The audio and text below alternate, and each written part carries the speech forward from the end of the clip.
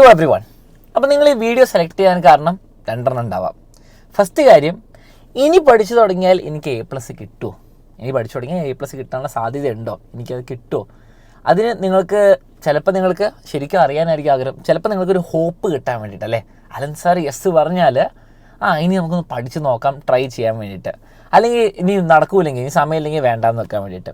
രണ്ടാമത്തെ ചോദ്യം നിങ്ങൾക്ക് എല്ലാവർക്കും ഉള്ളത്, എങ്ങനെയാണ് A+ കിട്ടുക, വളരെ സിമ്പിൾ. നിങ്ങളൊരു റേസ് ഓടുകയാണെങ്കിൽ എങ്ങനെയാണ് റേസ് കംപ്ലീറ്റ് ചെയ്യുക? ഫസ്റ്റ് ആവുക, ഏറ്റവും സ്പീഡിൽ ഓടുക, അല്ലെങ്കിൽ ഏറ്റവും പെട്ടെന്ന് കംപ്ലീറ്റ് ചെയ്യുക. പക്ഷേ പഠിക്കുമ്പം ഞാൻ നിങ്ങളോട് പറയുകയാണ്, A+ കിട്ടണം, വെറുതെ പഠിച്ചാൽ മതി, എല്ലാം പഠിച്ചോ, സിലബസ് പഠിച്ചോ, എഴുതിക്കോ, എല്ലാ ദിവസവും ഒരു 10 മണിക്കൂർ പഠിച്ചോ, സിമ്പിൾ.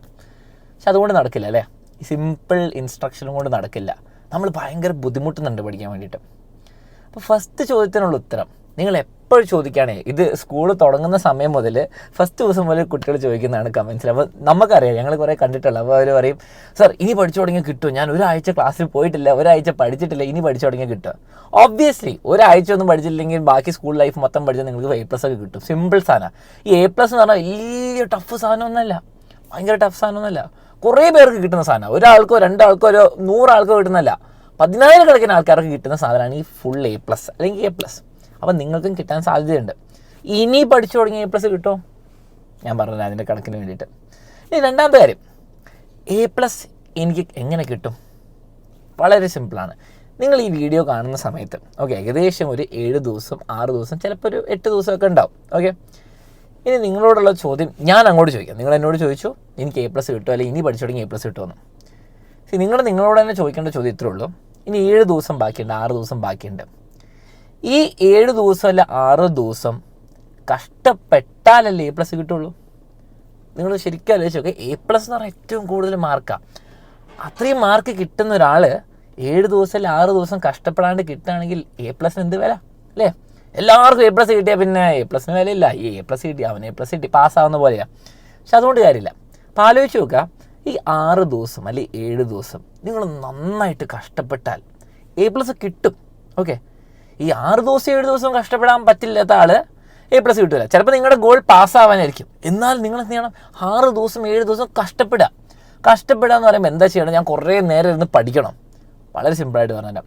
നിങ്ങൾക്ക് എല്ലാ ദിവസവും എക്സാമിന് ഈ ചാനലിൽ ഫ്രീ ആയിട്ട് മാരത്തോൺ ക്ലാസ് നടക്കുന്നുണ്ട്.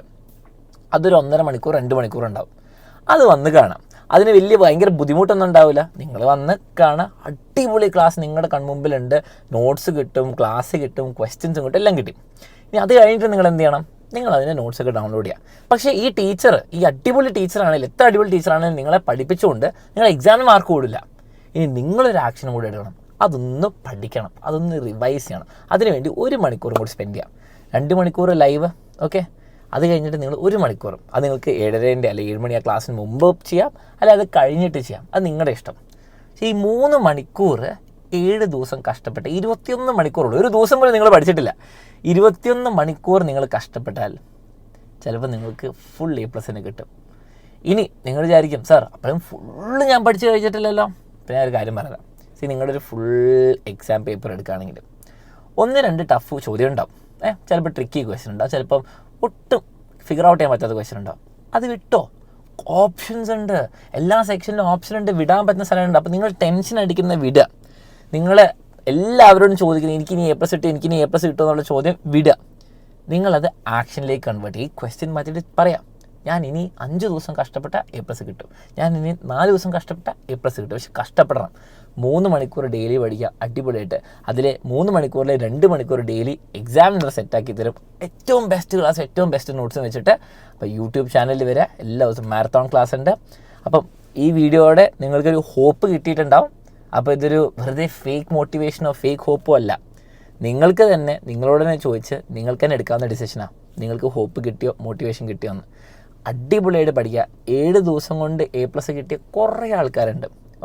അപ്പോൾ നിങ്ങൾ അടിപൊളിയായിട്ട് പഠിക്കുക. Christmas exam സെറ്റാക്കുക.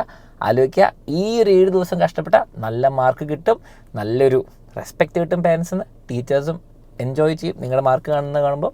അതുപോലാതെ ലാസ്റ്റ്ലി നിങ്ങളുടെ ക്രിസ്മസ് വെക്കേഷൻ സമാധാനത്തോടെ ഹാപ്പി ആയിട്ട് നിങ്ങൾക്കൊരു 10 ദിവസം സ്പെൻഡ് ചെയ്യാം. ആൻഡ് ഫൈനൽ എക്സാമിന് ഓവർ ടെൻഷൻ ഉണ്ടാവില്ല. അപ്പോൾ അടിപൊളിയായിട്ട് പഠിക്കുക. Allen sir signing off. Subscribe ചെയ്യാൻ മറക്കരുത്, ലൈക്ക് ചെയ്യുക, ഈ മോട്ടിവേഷൻ ഫ്രണ്ട്സിനൊക്കെ ഷെയർ ചെയ്യുക.